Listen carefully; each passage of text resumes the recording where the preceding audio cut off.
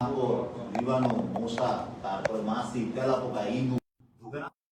খাবারের জায়গায় সবচেয়ে বেশি এগুলা ঢুকে।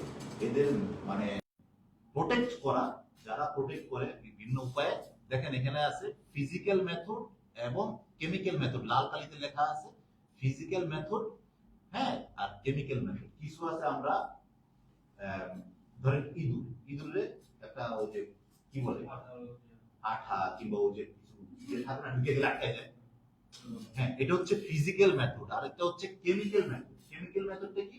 ধরুন ছোট স্প্রে করলাম না আমরা, বিভিন্ন জায়গায় স্প্রে করে দুই ধরনের ওয়েতে পেস্ট কন্ট্রোল করা যায়, এটা বলে পেস্ট কন্ট্রোল। ঠিক আছে? Pest control is the process of managing and preventing pest. Pest মানে হলো পোকামাকড়, যেটা ক্ষতিকর, যেটা ঢুকতেছে কিচেনে বলেন, সামনে বলেন, আমাদের বাসা বাড়িতেও দেখবেন তেলা পোকার জন্য আমাদের বাসায় স্প্রে করি না আমরা।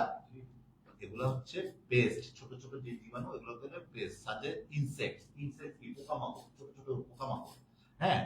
তারপর রোডেন্টস হচ্ছে ইঁদুর, ছোট ছোট এই যে ধরনের ইঁদুর, এন্ড আদার অ্যানিমেলস, হ্যাঁ, কজিং ড্যামেজ টু ক্রপস।